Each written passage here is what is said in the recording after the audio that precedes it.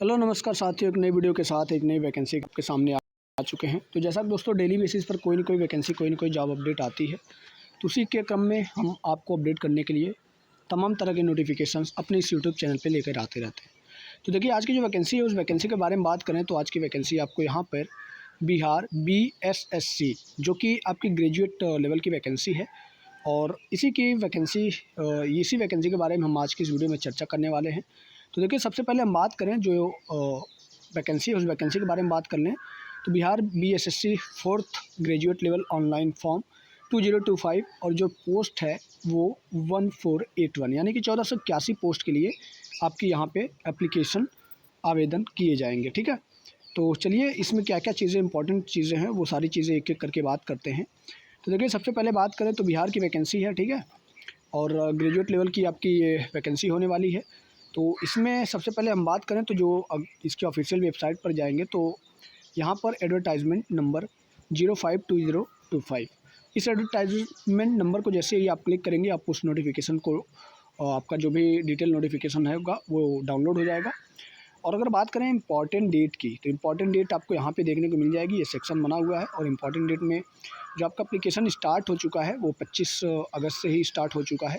और last date के बारे में बात करें तो लास्ट डेट भी आपको यहाँ पे देखने को मिल जाएगी 24/9/2025, यानी कि 24 सितंबर से आपका 24 सितंबर के बाद आप इस वैकेंसी के लिए अप्लाई नहीं कर पाएंगे। इसकी लास्ट डेट 24 सितंबर रखी गई है। और रजिस्ट्रेशन फ़ीस भी वही सेम डेट रखी गई है, यानी कि जो फ़ीस पेमेंट की लास्ट डेट है वो 24 सितंबर ही रखी गई है। उसके पहले पहले आपको अप्लाई करना है और बाकी जो इसकी एप्लीकेशन फ़ीस है वो भी पेमेंट करनी है। ठीक है, और फाइनल सबमिट के बारे में बात करें, जो एप्लीकेशन का फाइनल सबमिशन डेट होगा वो यहाँ पे आपको देखने को मिलेगा 26/9/2025, यानी कि 2 दिन बाद 24 सितंबर के 2 दिन बाद आप अपना फाइनल सबमिशन कर सकते हैं। यानी कि उससे पहले ही कर लें तो आपके लिए बहुत ही बेटर होगा, क्योंकि अगर आप 26 सितंबर का वेट करते हैं तो भाई कहीं ना कहीं आपका नुकसान है, हो सकता है आपका फाइनल सबमिशन हो भी ना हो। ठीक है, इसलिए 24 सितंबर से पहले आपको ये फॉर्म अप्लाई कर लेना है। और अगर बात करें कि आपका एडमिट कार्ड का जारी होगा तो उसके बारे में भी नोटिफिकेशन आपको मिल जाएगा। और एग्ज़ाम डेट क्या है तो अभी वो डिक्लेयर नहीं है। ठीक है, तो ये सारी चीज़ें हैं, इस सारी चीज़ों को देखते रहिएगा। अब ज़रा बात कर लेते हैं कि आपकी जो फ़ीस स्ट्रक्चर क्या है। हालांकि देखिए, बिहार की वैकेंसी है तो बिहार की वैकेंसी में जो बिहार के कैंडिडेट होंगे वो तो जनरल होंगे, तो जनरल में OBC EBC या फिर SC ST OBC वो उस कैटेगरी में बिलोंग करेंगे। लेकिन अगर कोई कैंडिडेट अदर स्टेट का है, यानी कि मान लीजिए उत्तर प्रदेश का कोई कैंडिडेट है और बिहार की ये वैकेंसी है, तो उत्तर प्रदेश से अगर वो बिहार में अप्लाई करता है तो देखो भाई वो जनरल में फ़ाइट करने वाला है।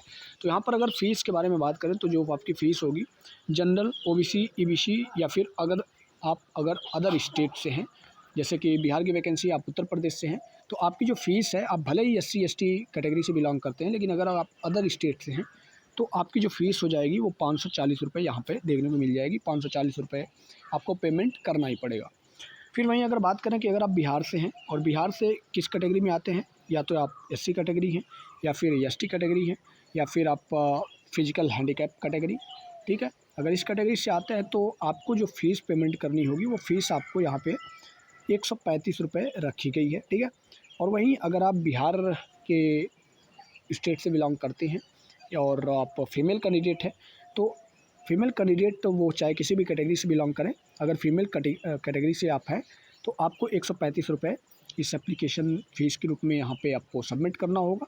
और जो भी एप्लीकेशन मोड होगा वो आपका यहाँ पर ऑनलाइन मोड से ही होने वाला है, आपको ऑनलाइन पैसा पेमेंट करना पड़ेगा। अब एज लिमिट के बारे में बात करें तो देखो, एज लिमिट के बारे में यहाँ पे क्राइटेरिया आपको देखने को मिल जाएगा। जैसे कि एज लिमिट आपको यहाँ पर दिया गया है 1/8/2025 के हिसाब से काउंट होगी।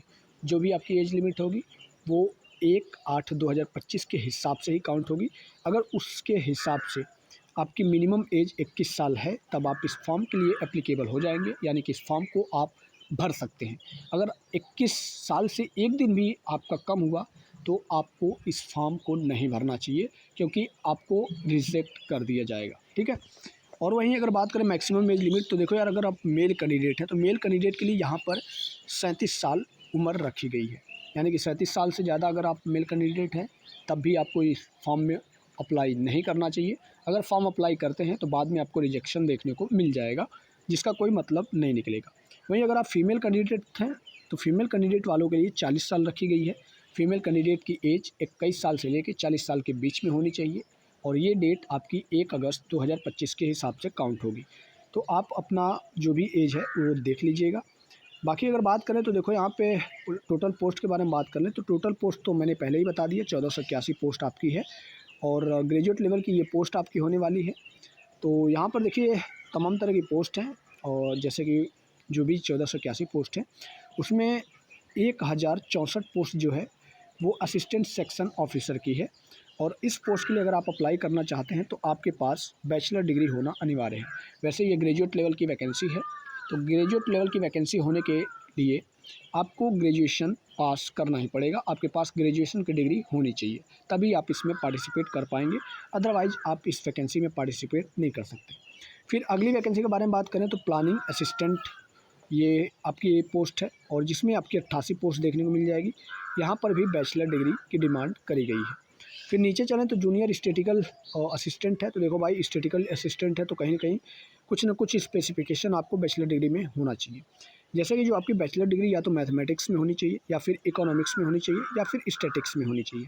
इन तीनों में से अगर आपने किसी में भी बैचलर डिग्री हासिल करी है, आपके पास बैचलर डिग्री है, तब आप इस पोस्ट के लिए आप एप्लीकेबल हो जाएंगे और इसमें अप्लाई कर सकते हैं। फिर data entry operator grade C की पोस्ट है जहाँ पर केवल एक ही वैकेंसी निकली है। तो यहाँ पर अगर आप बात करें तो यहाँ पर कुछ एजुकेशनल क्वालिफ़िकेशन एडिशनल है, जैसे कि सबसे पहले आपके पास बैचलर डिग्री होनी चाहिए, फिर आपका टेक्निकल जिसमें आपका PGDCA, BCA या फिर BSc जो कि IT से रिलेवेंट होना चाहिए, या फिर आपने BTech कंप्यूटर साइंस या फिर IT इंजीनियरिंग से किया हो, तभी आप इसमें अप्लाई कर पाएंगे। ठीक है, हालांकि एक ही पोस्ट है लेकिन फिर भी आप देख सकते हैं। 125 पोस्ट यहाँ पे ऑडिटर की निकाली गई है। अब ऑडिटर के लिए जो आपकी क्वालिफ़िकेशन रखी गई है वो यहाँ पे आप देख सकते हैं।